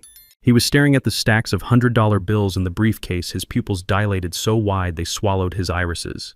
He saw salvation. He saw a way out of the hole he had dug. He did not see the trap snapping shut around his ankle. He did not see that the paper was not a ticket to freedom, but a one-way pass to a federal penitentiary. Tyson grabbed the red ink pad, his movements jerky and uncoordinated. He looked like a junkie reaching for a fix. He dragged the coffee table closer, the legs screeching against the hardwood floor, a sound that made the few remaining party guests flinch. He did not look at me. He could not bring himself to look at the face of the father he was about to betray for the second time in a week. He grabbed my wrist. His hands were clammy cold with sweat, yet burning with a feverish energy. He squeezed hard, harder than necessary. It was not the grip of a son holding a father. It was the grip of a butcher handling a piece of meat. He pulled my arm toward the table. I let it go limp, a dead weight. I wanted him to feel the heaviness of it. I wanted him to feel the burden of what he was doing. He jammed my thumb onto the red ink pad. He pressed down with his other hand, mashing my skin into the sponge until the ink seeped into the cuticles. It felt wet and cold like fresh blood. He lifted my hand and hovered it over the signature line. His breath was coming in short, ragged gasps. "Just one print," he muttered to himself, his voice barely audible. "Just one print and it is over. We take the money. We pay Viper. We start over." He was lying to himself. There was no starting over. There was only the end. He positioned my thumb over the line designated for the grantor. He did not notice that the line was actually labeled defendant. He did not notice that the witness line Reggie had already signed was labeled federal informant. He saw nothing but the finish line. He pushed my hand down.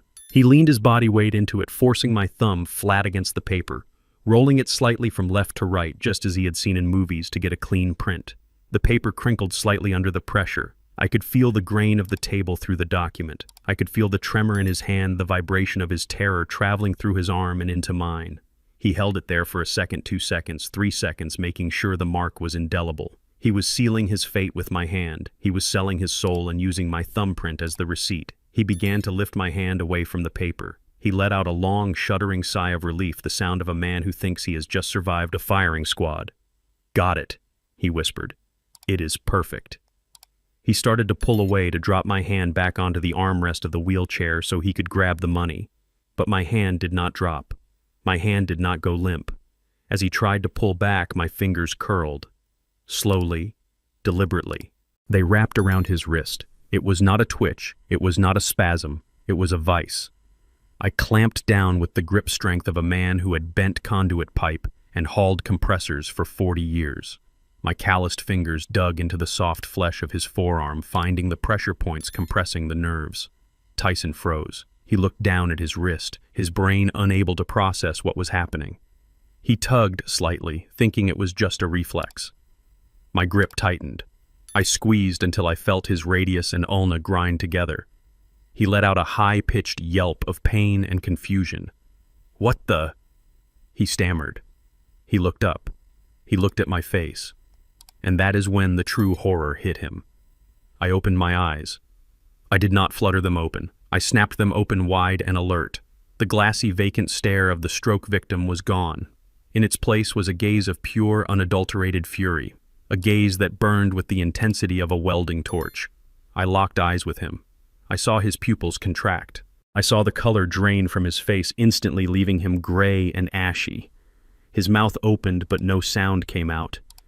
He was paralyzed by a fear so primal it hijacked his nervous system. The room went dead silent. Tiffany, who had been reaching for the briefcase, froze her hand, hovering in midair. Reggie stood like a statue, his face grim and satisfied. I slowly lifted my head from the back of the wheelchair. I cracked my neck first to the left, then to the right, the sound of the vertebrae popping echoing like gunshots in the quiet room. I sat up straight, shedding the slump of the invalid, shedding the weakness I had worn as a disguise. I pulled Tyson closer to me, jerking him down until his face was inches from mine. I could smell the stale beer on his breath. I could see the red veins in his eyes. He was trembling so violently that he was shaking the wheelchair. I held him there, trapped in my grip, trapped in my gaze. I looked down at the paper on the table, at the bright red thumbprint that sat there like a scarlet letter. Then I looked back at him. I did not shout. I did not scream. I spoke in a voice that was low, gravelly, and terrifyingly steady. "Make sure it is legible, son," I said, my voice filling the room. "That ink is going to be very hard to wash off where you are going." Tyson let out a sound that was half sob, half scream. He tried to yank his arm away, but I held him fast. I was the anchor, and he was the drowning man. "You thought I was asleep," I hissed, leaning closer. "You thought I was gone, but I was watching you. I was listening to you. I heard you sell me to the chop shop. I heard you plan to dump me in Mexico, and I felt you press my thumb onto your own death warrant." "Dad," he whispered, his voice cracking. "Dad, please. I am not your father," I said, releasing his wrist with a shove that sent him stumbling back into the coffee table. "I am the landlord, and eviction time is now." I gripped the armrests of the wheelchair, my knuckles turning white, not from strain but from the sheer force I was exerting to keep from snapping my son's neck. The metal of the chair groaned under my hands, a sharp metallic screech that cut through the dead silence of the room. I planted my feet flat on the hardwood floor. I pushed down. My quadriceps, which Tyson assumed were atrophied from age and stroke, engaged with the power of a hydraulic press. I rose. It was not a struggle. It was not the shaky ascent of an invalid. It was a slow, deliberate unfolding of height and power. I kept rising until I stood at my full 6'3", towering over the room like a monolith. I looked down at the wheelchair that had been my prison cell for the last week. With a casual flick of my boot, I kicked it. The chair skittered across the floor, spinning wildly until it crashed into the wall with a deafening clatter of steel and plastic. I reached for the lapels of the moth-eaten suit jacket Tiffany had forced me into. It was soaked in cheap wine and reeked of their disrespect. I grabbed the fabric in my fists. With a sudden, violent motion, I ripped it open. The buttons popped off, pinging against the floorboards and hitting the coffee table like hail. I shrugged the heavy, wet fabric off my shoulders, letting it drop to the ground in a sodden heap. I tore at the stained dress shirt underneath, ripping the buttons from the placket until it hung open. Underneath, I was wearing a tactical vest and a fitted charcoal dress shirt that Reggie had brought me in the ambulance. I adjusted my cuffs. I straightened my collar. I ran a hand over my head, smoothing back my gray hair. I rolled my shoulders back, feeling the vertebrae crack into alignment. The transformation was absolute. The stooped, drooling stroke victim was gone. In his place stood Cyrus Blackwood, the man who had built skyscrapers from mud and negotiated deals with men far more dangerous than these suburban parasites. The sound of Tiffany's wine glass hitting the floor was like a gunshot. The crystal shattered, sending shards of glass and red wine exploding across her pristine white heels. She did not look down. She did not flinch. Her eyes were locked on my face, bulging from her skull as if her brain could not process the image it was receiving. Her mouth hung open, a silent scream trapped in her throat. She took a shaky step back, her legs wobbling so violently I thought she would collapse. She looked at Tyson, then at Reggie, then back at me, trying to solve an equation that had no answer. Her face was a mask of pure, unadulterated terror. The arrogance, the smug superiority, the cruelty, it all drained out of her, leaving behind a pale, trembling shell. Tyson was still on the floor where I had shoved him. He walked backward, pushing himself away with his heels until his back hit the sofa. He was hyperventilating, his chest heaving up and down in short, sharp gasps that sounded like a dying engine. He looked like a child who had just seen a monster crawl out from under his bed, only to realize the monster was his own father. He tried to speak, but only a high-pitched wheeze came out. He clawed at his collar as if he were choking. The party guests, the sharks and hustlers and fences who had been laughing at me 5 minutes ago, were now statues of fear. They knew the smell of power. They knew the scent of a predator, and they smelled it now rolling off me in waves. The air in the room had changed. It was no longer a party. It was a cage. The man in the snakeskin jacket tried to edge toward the back door, his eyes darting around looking for an escape route. Reggie simply cleared his throat, a sound like grinding stones, and stepped into his path, blocking the exit with his massive frame. He crossed his arms over his chest, his suit jacket straining against his muscles. "Nobody leaves," Reggie rumbled, his voice vibrating the windows. "The room is sealed." Panic began to ripple through the crowd. A woman near the kitchen dropped her purse, spilling stolen silverware onto the tile. A man by the window spilled his beer down his front. They looked at each other, realizing they were trapped. They realized they had been mocking a man who could buy and sell their entire lives before breakfast. They had thrown wine on a man who commanded an army. I saw the chop shop owner reach for his pocket, perhaps for a weapon, but he froze when he saw the cold, dead look in my eyes. He knew. He knew that if he made a move, he would not leave this house walking. I took a step forward. The floorboards did not creak this time. They seemed to solidify under my weight. I walked to the center of the room, stepping over the puddle of wine and broken glass, my boots crunching on the shards. I stopped in the middle of the Persian rug. I looked around the room, making eye contact with every single person. I looked at the fence. I looked at the disbarred lawyer. I looked at the guests who had laughed when the wine hit my face. They all looked away, unable to meet my gaze. I was sucking the oxygen out of the room. I was the gravity well, and they were being pulled in. I turned to Tyson and Tiffany. They were huddled together on the floor, a pathetic tableau of greed and cowardice. I stood over them, my shadow casting a long, dark shape over their trembling bodies. I did not raise my voice. I did not have to. When you have true power, you do not need to shout. You just need to speak. You thought the old lion had lost his teeth. I said, my voice low and rumbling like distant thunder filling every corner of the room. You thought because I walked slow and drove an old truck that I was weak. You thought because I loved you that I was blind. You mistook patience for weakness. You mistook silence for stupidity. You thought you could drug me. You thought you could sell me. You thought you could throw me in a basement and wait for me to die. I leaned down, getting close enough that they could see the fire in my eyes, close enough that they could feel the heat of my rage. But I was not weak. I hissed. I was just resting. I was just watching. I was giving you enough rope to hang yourselves. And tonight you kicked the chair out. I am not the victim here, children. I am the judge. I am the jury. And I am the executioner. And court is now in session. I turned my back to the cowering figures of my son and his wife and walked toward the fireplace. Above the mantel, mounted flush against the stone, was the 85-inch television Tyson had bought 3 months ago. I knew from my review of his credit card statements that he had paid $4,000 for it using a card opened in my name. It was a symbol of his gluttony, a massive black mirror that dominated the room. I picked up the remote control, which was sitting on the mantel next to a half-empty bottle of champagne. It felt light in my hand, plastic and insignificant, but in that moment it was the gavel of the judge. I turned back to face the room. The guests were frozen in place, staring at me with a mixture of fear and morbid curiosity. They knew something was coming. They knew the violence was over, but the judgment was just beginning. "You all came here for a show," I said, my voice booming in the silence. "You came to pick the bones of a dying man. You came to celebrate the liquidation of my life. Well, I am a gracious host. I would hate to send you home without entertainment. I pointed the remote at the screen and pressed the power button. The massive screen flared to life, illuminating the room with a harsh blue light. It was connected to a laptop sitting on the side table, a laptop Reggie had set up while I was revealing myself. The screen did not show a football game or a movie.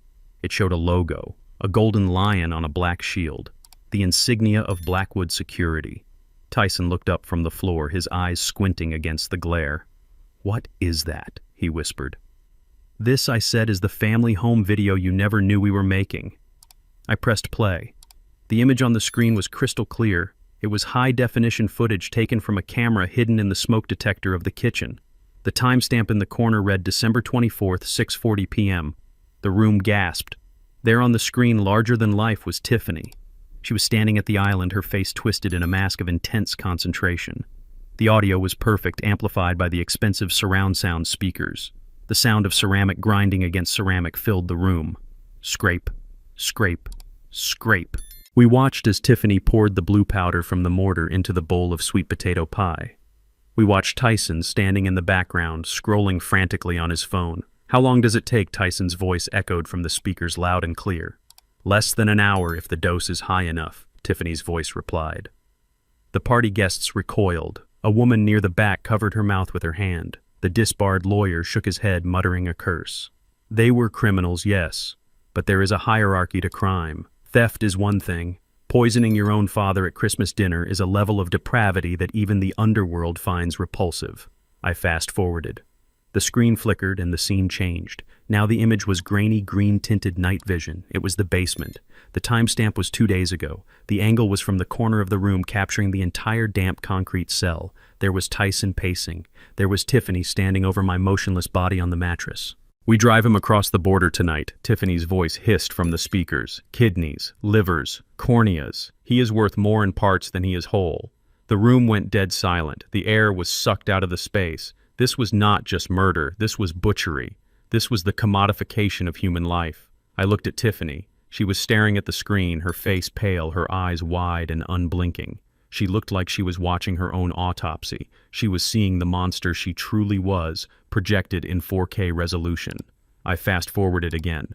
The study. Tyson sitting at the desk, surrounded by papers. He was holding a pen, his hand shaking. Just one signature, he muttered to himself on the screen. Just one signature and Viper gets off my back. We watched him trace my signature onto the loan documents. We watched him practice it over and over again. We watched him commit felony forgery and fraud with the desperate sweating intensity of a junkie. I paused the video. The image of Tyson signing my name froze on the screen, a monument to his betrayal. I turned to face them. Tyson was weeping silently, his head in his hands. Tiffany was rocking back and forth, mumbling "no, no, no" over and over again. "You thought you were clever," I said. "You thought you were invisible. But I have been watching you. Every moment, every lie, every crime. It is all here. Terabytes of evidence. Enough to put you away for 3 lifetimes. But that is not the best part," I continued. I pressed a button on the remote.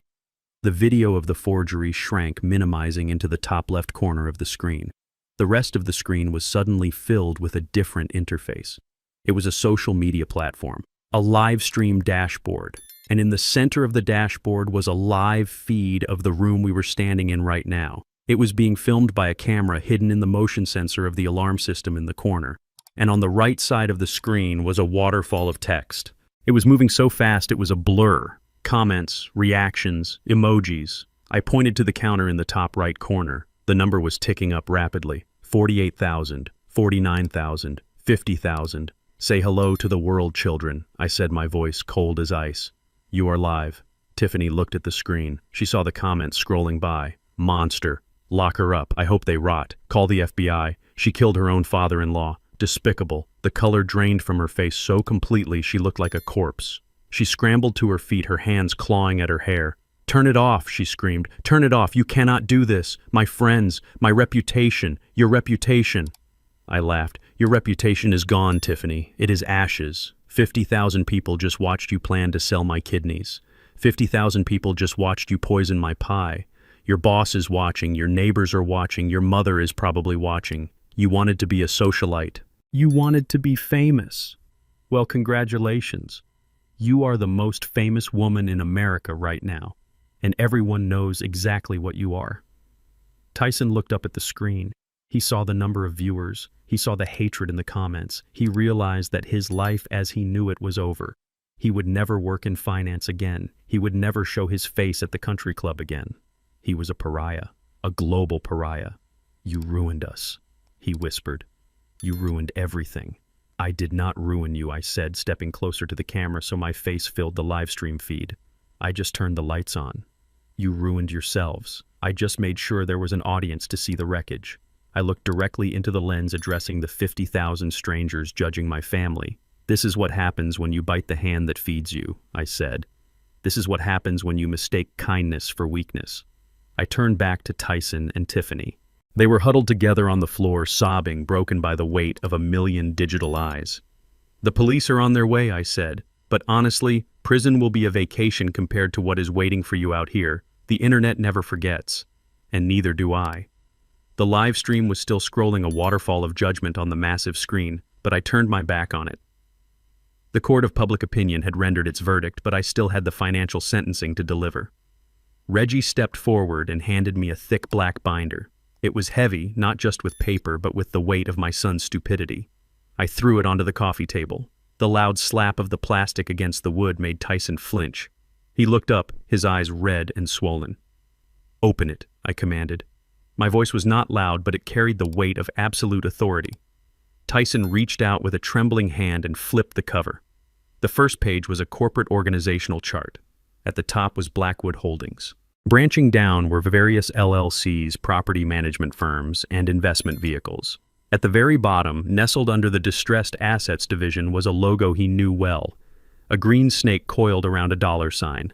Viper Capital. Tyson stared at the page, his brow furrowed. He blinked, trying to clear the tears and the confusion. He looked at the logo, then he looked up at me. I do not understand, he whispered. Why do you have Viper's internal documents? Did you pay them off? Did you buy my debt? I let out a short, sharp laugh. It was devoid of humor. You really are blind, Tyson. I did not pay them off. I did not buy your debt. I own the debt. I have always owned the debt. Viper Capital is a subsidiary of Blackwood Holdings. I bought that shark outfit 3 years ago to clean up the neighborhood and keep an eye on predatory lending practices. And imagine my surprise when my own son's name popped up on the delinquent list. Tyson's mouth fell open. Tiffany stopped her rocking and looked up her face, a mask of sheer disbelief. You own Viper, she croaked. I own the paper, I said, leaning over them. I own the sharks. I own the collectors. Every time you missed a payment, every time you dodged a call, every time you forged my signature to try and leverage my house, you were stealing from me. You were robbing your own father to pay your own father. And the worst part is, if you had just asked me for help, I might have forgiven the interest. I might have restructured the loan. But you did not ask. You tried to kill me. Tyson looked down at his hands. He looked at the forgery on the table. The realization hit him like a physical blow. He had planned a murder to pay off a debt to the victim. The futility of it, the sheer cosmic irony, was crushing him. You tried to sell my kidneys, I hissed, pointing at the screen where the night vision footage had frozen. You tried to chop me up and sell me across the border for $50,000. And the man you were trying to pay that $50,000 to was sitting right there in the wheelchair, listening to you. You were going to kill me to pay me. How does that math work, Tyson? Tell me how that makes sense. He could not answer. He just curled into a ball, his hands over his ears, trying to block out my voice, trying to block out the truth. He realized that he was not just a murderer, he was an idiot. A spectacular, historic failure of a man who had destroyed his soul for absolutely nothing. But I was not done. I signaled Reggie again. He reached into his briefcase and pulled out a single blue document. It looked official, stamped with a government seal. He placed it on the table next to the Viper chart. And then there is the matter of the house, I said, my voice dropping to a conversational tone that was somehow more terrifying than shouting. You were so worried about the equity. $2 million, you said. You were already spending it. You were looking at condos in Buckhead. You were picking out curtains. Tiffany looked at the blue paper. Her eyes were hungry again, desperate for a lifeline. Is that the deed, she asked? Can we still sell it? If we go to jail, can we use the money for lawyers? I shook my head slowly, marveling at her tenacity. You still do not get it, do you? You cannot sell this house. You never could, because this house does not belong to me. What do you mean? Tyson asked, lifting his head. It is in your name.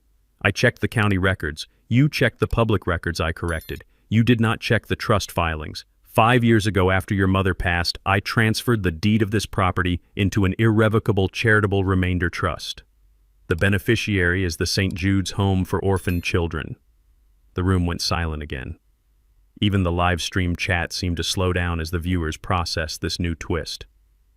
I have a life estate, I explained. That means I have the right to live here until my heart stops beating. But the second I die, the ownership transfers instantly and automatically to the orphanage. There is no probate. There is no inheritance. There is no equity for you to steal. I leaned in closer, my face inches from Tiffany's. So when you were grinding up those pills, when you were planning to push me down the stairs or drive me to Mexico, you were not speeding up your inheritance. You were speeding up your eviction. If I had died tonight, you would have been homeless by morning. The charity would have kicked you out before my body was even cold. You were killing me to make yourselves destitute. Tiffany stared at me. Her brain was trying to find a loophole, trying to find a way to win, but there was none. The walls were closing in. The house she coveted, the symbol of the status she craved, was a mirage. She was sitting in a house that belonged to orphans. She was a squatter in a charity ward. We have nothing, she whispered. The realization was total. Her voice was hollow, stripped of all its sharpness. We have no money. We have no house. We have no jobs. We have nothing. You have debt, I reminded her. You owe me $300,000 in credit card fraud. You owe Viper $50,000 plus penalties. And you owe the state of Georgia a lot of time. Tyson let out a low moan, a sound of pure animal despair. He looked around the room, at the lavish furniture, at the expensive electronics, at the trappings of the life he had stolen. It was all dust. It was all borrowed. He had betrayed the only person in the world who had ever truly loved him, and he had done it for a prize that did not exist. He had sold his soul for fool's gold. I stood up straight, adjusting my cuffs.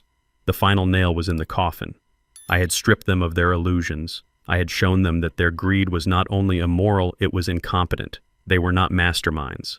They were fools playing with matches in a powder keg. And now the explosion was here. Tiffany collapsed. It was not a theatrical faint. It was a genuine physical failure. Her legs gave out and she slid sideways, hitting the floor with a dull thud. She curled into a fetal position, her expensive dress bunching up around her waist, her face pressed into the Persian rug.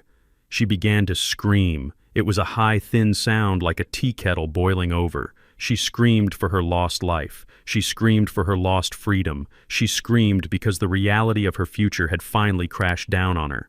She was going to prison. She was going to be a felon. She was going to be poor. And for a woman like Tiffany, being poor was a fate worse than death.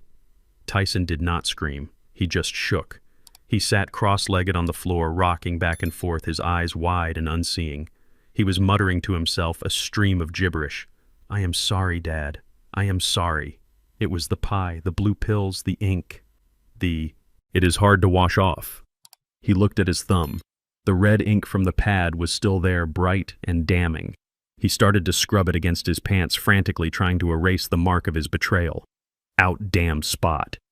But it would not come off. It was stained into his skin, just as his crime was stained into his soul. Reggie stepped up beside me. The police are 2 minutes out, Cyrus, he said quietly. The perimeter is secure. I looked down at the wreckage of my family.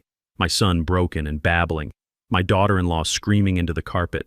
The live stream audience watching it all, eating up the tragedy. It was a scene of total devastation, a nuclear wasteland of the heart. I felt a pang of sadness, not for them, but for the memories that had lived in this house. The Christmas mornings, the birthday parties, the quiet dinners with Beatrice. All of it was tainted now. This house was a crime scene. Open the door, Reggie, I said, turning away from them.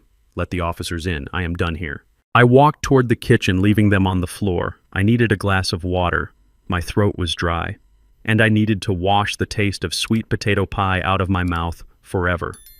As I ran the tap, I heard the sirens cut their wails as they pulled into the driveway. The blue lights flashed through the window, illuminating the kitchen in harsh strobes. It was the end of the party. It was the end of the line. and outside in the cool night air I could finally breathe again. I stood at the kitchen sink, gripping the cold glass of water as the front door of the house disintegrated. It did not open. It was breached.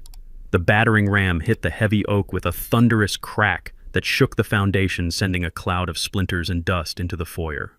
The noise was deafening, a chaotic symphony of shouting voices and heavy boots stomping on hardwood.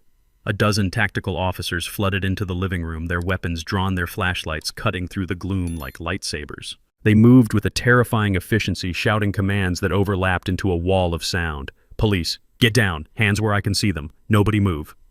The party guests, the sharks and bottom feeders who had been so arrogant moments ago, hit the floor instantly. They knew the drill. They scattered like cockroaches, exposed by a sudden light covering their heads and curling into balls. I watched calmly from the kitchen archway. I took a sip of water. It was cool and clean, washing away the lingering phantom taste of betrayal. Reggie stood near the fireplace, his hands raised calmly, showing his palms. He was the only one not panicking. He knew the officers. He had likely briefed the captain himself. The officers swarmed Tyson and Tiffany. They were not treated gently. This was not a white-collar arrest for tax evasion. This was a takedown for conspiracy to commit murder and human trafficking. An officer in full riot gear grabbed Tyson by the back of his shirt, hauling him up from the floor. Tyson let out a yelp of surprise, his legs scrambling for purchase. Another officer secured Tiffany, twisting her arms behind her back with professional force. The click of the handcuffs ratcheting shut was the sweetest sound I had heard in 40 years. It sounded like justice. It sounded like closure. The room was a whirlwind of blue uniforms and terrified screams, but amidst the chaos, I walked slowly into the living room. The officers parted for me, knowing who I was. I stood in the center of the storm, the eye of the hurricane, watching the final destruction of my son's life. He looked at me, his eyes wide with terror and confusion. He looked at the police, then back at me, realizing finally that there was no escape. The livestream camera was still running, capturing every second of their downfall for the world to see. Then the accusations started. It began as a whisper, a desperate plea from Tiffany as the officer tightened the cuffs on her wrists. "It is not me," she sobbed, her mascara running down her face in black streaks, making her look like a deranged clown. "It is him. It was his idea. I am the victim here. Officer, please listen to me. He forced me to do it. He is abusive. He made me grind the pills." Tyson's head snapped toward her. His shock turned instantly into a rabid, cornered fury. "You liar," he screamed, struggling against the officer holding him. "You bought the pills. You are the one who looked up the dosage on your phone. I have the search history, Tiffany. It is on your iPad. She told me to do it, officer. She said we had to get rid of him because of the debt. She planned the Mexico trip. She knew the guy in Tijuana who buys the organs." "Shut up, you coward," Tiffany shrieked, spitting in his direction. "You are the one who forged the signature. You are the one who stole his identity. I was just trying to save our home. I was trying to fix your mistakes. You are a loser, Tyson. You have always been a loser. That is why your father hates you. That is why he set us up. Because you are weak." "I am not weak," Tyson roared, tears streaming down his face, mixing with the snot running from his nose. "I did everything for you. I stole for you. I lied for you. I almost killed my own father for you. And now you are turning on me." I watched them tear each other apart. It was fascinating in a grotesque way. Their love, their marriage, their partnership was revealed for what it truly was. A mutual pact of parasitism. As soon as the host body fought back, the parasites turned on each other, devouring their own kind to survive. They screamed over each other, their voices overlapping into a cacophony of guilt. He put the powder in the pie. She poured the wine on him. He called the forger. She called the chop shop. They were confessing to everything. They were doing the district attorney's job for him, handing him a conviction on a silver platter. The officers did not even have to interrogate them. They just let them talk, letting the body cams record every venomous word. It was the end of their dignity. They were stripping themselves naked in front of the world, showing everyone the rot that lived inside their souls.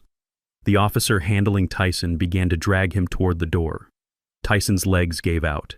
He went limp, dragging his feet on the floor, his expensive Italian loafers scuffing against the wood. He looked back at me. His rage evaporated, replaced by a sudden crushing realization of his doom. He saw me standing there untouched, unmoved, and the reality of his situation broke him. "Dad," he wailed. The word hung in the air, pitiful and small. He threw himself forward, breaking the officer's grip for a second. He fell to his knees, sliding across the floor until he was at my feet. He could not use his hands because they were cuffed behind his back, so he pressed his forehead against the toe of my boot. He was prostrating himself. He was begging, "Dad, please. Tell them to stop. Tell them it was a mistake. I am your son. I am Tyson. You taught me to fish. You taught me to ride a bike. Do not let them take me. I am scared, Dad. I am so scared." I looked down at him. I looked at the back of his head, at the hair that was thinning just like mine had at his age. I remembered holding him when he was a baby, promising to protect him from the world. I remembered the pride I felt when he graduated college. I remembered the day he got married, thinking he had found happiness. But then I remembered the blue powder in the mortar. I remembered the cold basement floor. I remembered his voice discussing the price of my kidneys. I felt a single tear roll down my cheek, but my heart remained stone. I did not step back. I did not kick him away. I reached into my pocket and pulled out a handkerchief. It was a simple white cotton square pressed and folded. I leaned down slowly. Tyson looked up, hope flaring in his wet eyes, thinking I was reaching for him, thinking I was going to wipe his tears. I reached past his face. I touched the handkerchief to the toe of my boot, right where his forehead had rested. I wiped the leather, removing the smudge of sweat and grease he had left there. I cleaned my shoe. I stood up, folding the handkerchief, exposing the dirt-stained side to him before dropping it onto the floor beside his knee. "My son died 3 days ago," I said, my voice devoid of all warmth. "He died the moment he watched his wife poison my food and did nothing to stop her. You are not my son. You are just a stranger who broke into my house." Tyson let out a sound that was not human. It was the sound of a soul breaking. The officer grabbed him by the arm and hauled him up, dragging him backward toward the door. He did not fight anymore. He just stared at me, his eyes dead, his spirit crushed. Reggie stepped up beside me, placing a hand on my shoulder. "It is over, Cyrus," he said quietly. "They are gone." I watched them disappear through the shattered door into the flashing lights of the police cruisers.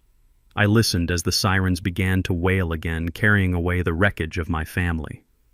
I stood alone in the living room, surrounded by the debris of the party and the silence of an empty house. I was tired. I was old. But I was alive. And for the first time in a long time, I was free. The trial was not a spectacle, it was a formality. With the livestream footage, the forged documents, and the testimony of the FBI informant, there was nowhere for them to hide. Their expensive defense team, paid for by liquidating the last of Tiffany's jewelry, could not save them from the mountain of evidence I had systematically compiled. I sat in the front row of the courtroom every single day. I wanted them to see me, to see. I wanted them to remember the face of the man they tried to kill, not as a victim, but as the architect of their demise. When the gavel finally fell, it sounded like the heavy door of a vault slamming shut. Tyson Blackwood and Tiffany Blackwood were found guilty on all counts, including conspiracy to commit murder, aggravated identity theft, and elder abuse. The judge, a stern woman who had watched the videos with visible disgust, sentenced them to 20 years in federal prison without the possibility of parole.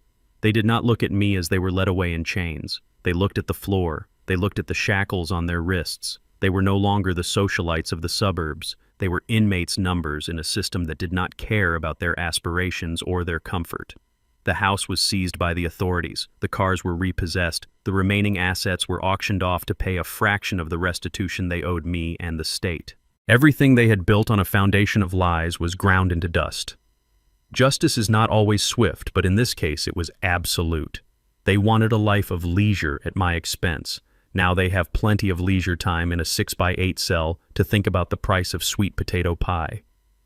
6 months later, I stood on a quiet hill overlooking the Atlanta skyline. The grass was green and manicured, the air smelling of magnolias and fresh rain. In front of me stood the simple granite headstone of my wife, Beatrice. For years I had come here alone, bearing the weight of my secret success and the heavy burden of our son's failures. But today I was not alone. Standing behind me in a respectful semicircle were 12 young men and women. They were doctors, engineers, teachers, artists. They were not my blood. They did not share my DNA. They were the children of the St. Jude's Home for orphaned children. They were the recipients of the trust fund I had established decades ago. The true beneficiaries of the real estate empire I had built in the shadows. I had paid for their colleges. I had mentored them. I had watched them grow into the people Tyson refused to become. A young woman named Sarah stepped forward. She was a pediatric surgeon, now a woman who saved lives every day instead of trying to take them. She placed a hand on my arm. "We are here for you, Mr. Blackwood," she said softly. "You are our father in every way that matters." I looked at them. I saw respect in their eyes. I saw gratitude. I saw love. It was not the transactional love of Tyson and Tiffany. It was earned. It was real. I realized then that I had not lost a family. I had simply pruned a dead branch so the rest of the tree could flourish. Beatrice would have loved them. She would have been proud, not of the money, but of the lives we built with it. People often ask me if I regret what I did. They ask if it hurts to send your own flesh and blood to prison. The answer is simple: no. Regret is for mistakes. What I did was a correction. I spent a lifetime believing that blood was the strongest bond on earth. I thought that if I gave my son enough, if I loved him enough, he would become a good man. I was wrong. Blood is just biology. Loyalty is a choice. Integrity is a choice. And when someone chooses to betray you, they forfeit their seat at your table regardless of whose last name they share. I learned the hard way that you cannot buy character. You cannot inherit dignity. Money is a magnificent tool, but it is a terrible master. It revealed my son's rot, just as surely as it revealed the potential in the orphans standing behind me. I turned away from the grave. I walked down the path, my head held high, my stride strong. Waiting at the curb was not my rusted Ford truck. It was a gleaming black Rolls-Royce Phantom. The driver opened the door for me. I slid into the leather seat, leaving the dust of the past behind. I had my health. I had my true family. And I had my peace. The world thought I was a victim. They thought I was a frail old man ripe for the taking. They forgot that before you can build a skyscraper, you have to dig a deep foundation. And I have been digging for a very long time. I am Cyrus Blackwood, and I am just getting started. This story teaches us a brutal but necessary truth. Biological relation is not a license for abuse. We often cling to toxic family members out of a sense of obligation, believing that shared DNA justifies forgiveness for the unforgivable. But true loyalty is earned through respect, not inherited at birth. My son mistook my silence for stupidity and my generosity for weakness, proving that money does not change people, it simply unmasks them. In the end, the most important investment you can make is not in real estate or stocks, but in your own self-worth. Never set yourself on fire just to keep ungrateful people warm. If you enjoyed this story of ultimate justice, please hit that like button and subscribe to the channel for more. Let me know in the comments below, would you have forgiven Tyson because he was family, or would you have sent him to prison just like I did? I read every single comment. See you in the next story.